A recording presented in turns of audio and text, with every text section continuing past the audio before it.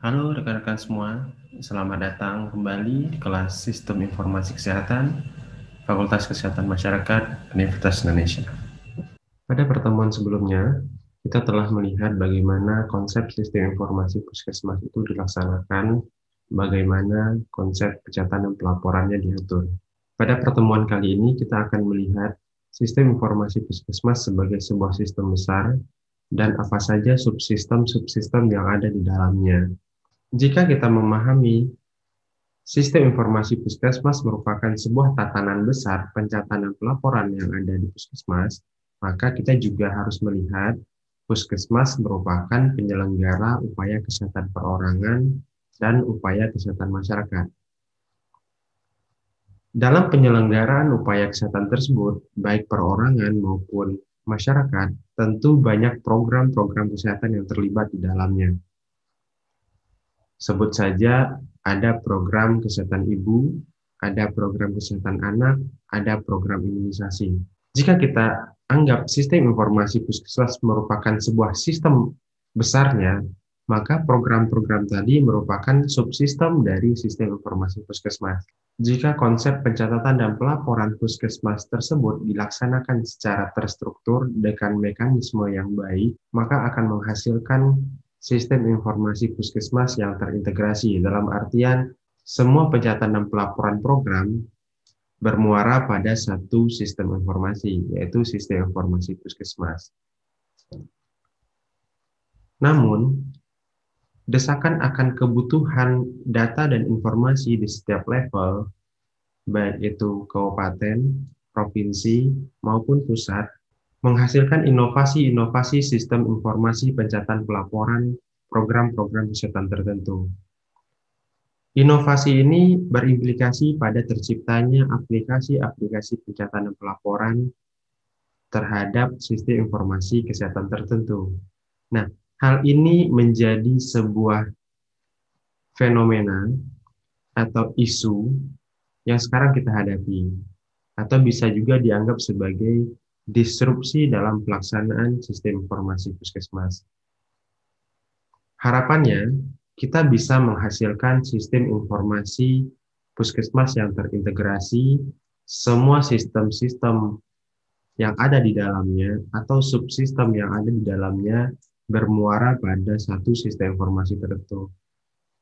Namun, isu atau permasalahan yang sekarang kita hadapi, subsistem-subsistem yang berafiliasi dengan program-program kesehatan tertentu menghasilkan sebuah sistem informasi yang terfragmentasi atau terlepas sendiri dari sistem informasi puskesmas. Dalam prakteknya, sistem pencatatan dan pelaporan program-program tertentu menggunakan aplikasi tertentu dan dilaporkan langsung baik itu ke pusat maupun ke provinsi atau ke kabupaten sebagai pengembang aplikasi tersebut. Kondisi ini yang menyebabkan sistem informasi kita di level puskesmas menjadi disintegrasi atau terfragmentasi, terkotak-kotak atas sistem aplikasi tertentu, baik itu milik program yang ada di kabupaten maupun dikembangkan oleh provinsi atau pusat. Sebagai contoh, di sini saya tampilkan sebuah laporan perkembangan sistem informasi kesehatan di Jawa Timur.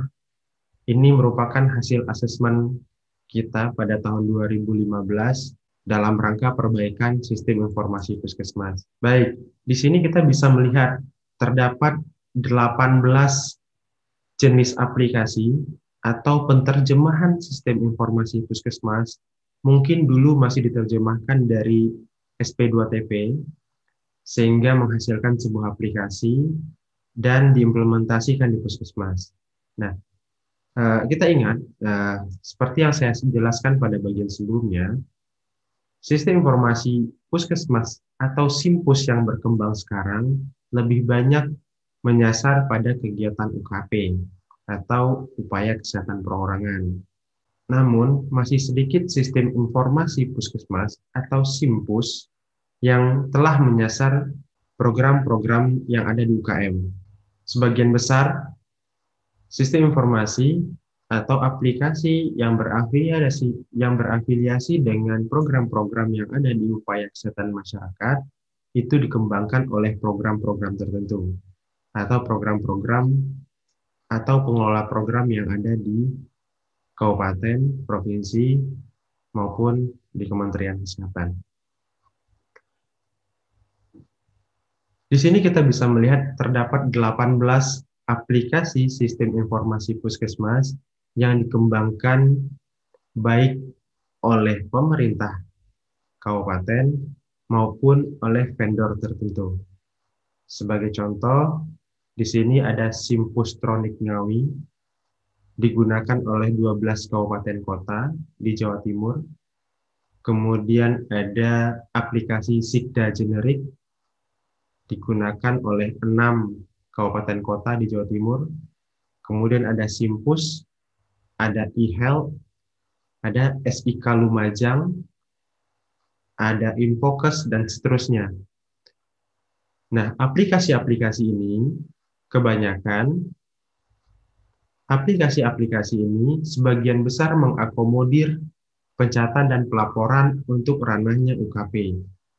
Belum banyak yang mengakomodir pencatatan dan pelaporan di ranahnya UKM.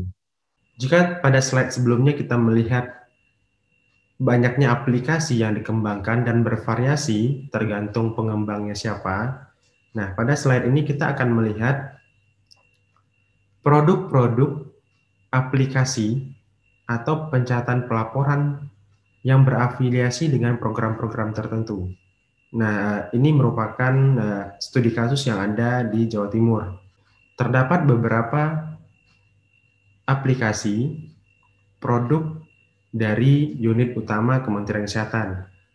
Ada SI Gizi, ada sistem informasi Gizi KIA, ada sistem informasi online rumah sakit, tentu ini rumah sakit ya. Kemudian ada sistem informasi TB terpadu, ada sistem informasi HIV, ada sistem informasi SDMkes, ada sistem pemutakhiran data SI STBM, Sismal, Sikda Generik, SI Data Dasar Puskesmas. Nah, kemudian juga pemerintah provinsi juga mengembangkan aplikasi.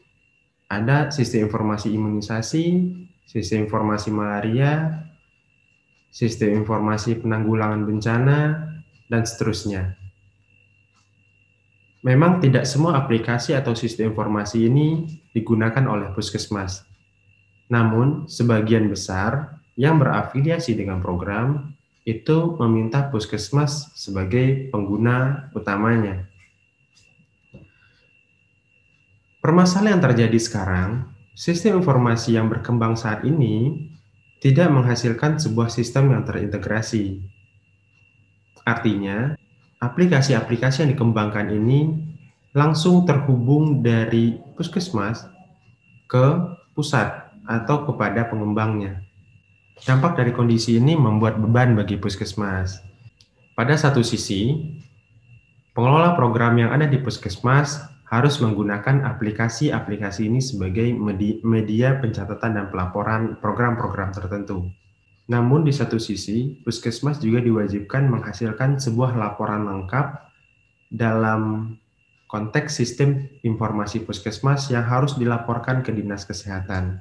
Sehingga kita bisa melihat puskesmas akan menghasilkan 2 pencatatan dan pelaporan dalam satu waktu. Jika kita melihat kegiatan puskesmas dan kebutuhan data nasional, kemudian kita melihat bagaimana tanggung jawab puskesmas terhadap upaya kesehatan, baik itu masyarakat maupun perorangan, kita bisa mengidentifikasi program-program apa saja yang kira-kira dilaksanakan oleh puskesmas. Sebagai contoh, pada upaya kesehatan perorangan, di situ ada kunjungan puskesmas, kemudian ada kewajiban melaporkan hasil pemeriksaan umum, kemudian tentang kesehatan gigi dan mulut, kemudian pelayanan KIA dan KB, pelayanan gawat darurat, kefarmasian, laboratorium, dan kasus kematian. Pada kegiatan upaya kesehatan masyarakat, puskesmas juga wajib menyelenggarakan upaya kesehatan masyarakat esensial dan upaya kesehatan masyarakat pengembangan. Nah, sebut saja pada UKM esensial itu ada promosi kesehatan, ada kesehatan lingkungan, ada kegiatan program pengendalian penyakit menular, penyakit tidak menular, kemudian ada kegiatan surveillance, ada upaya kesehatan sekolah. Pada UKM pengembangan ada program kesehatan jiwa, kesehatan gigi masyarakat, ada program kesehatan tradisional komplementer, program kesehatan olahraga, dan upaya kesehatan lainnya. Jika setiap pengelola program itu mengeluarkan sistem informasi atau aplikasi pencatatan dan pelaporan tersendiri, kita bisa bayangkan berapa jumlah aplikasi atau sistem informasi yang akan berada di puskesmas. Baik, rekan-rekan, kita telah membahas sistem informasi puskesmas secara umum. Kita telah membahas konsepnya, kemudian kita telah membahas bagaimana pengimplementasiannya, dan kita juga melihat bagaimana kondisi atau disrupsi dalam pelaksanaan sistem informasi puskesmas terintegrasi. Harapannya, sistem informasi puskesmas ini menjadi terintegrasi, namun dalam pelaksanaannya masih terdapat aplikasi-aplikasi sistem informasi yang terfragmentasi, sehingga ujungnya yang menjadi permasalahan adalah banyaknya tumpang tindih pencatatan pelaporan yang ada di puskesmas, sehingga menghasilkan data dan informasi yang juga beragam. Harapannya kita bisa menghasilkan sebuah sistem informasi puskesmas yang cukup komprehensif dan terintegrasi. Jika dianalogikan pada sebuah sistem aplikasi elektronik, maka kita mengharapkan adanya sistem informasi puskesmas yang bersifat enterprise, dalam artian cukup satu aplikasi saja, tapi semua program ada di dalamnya.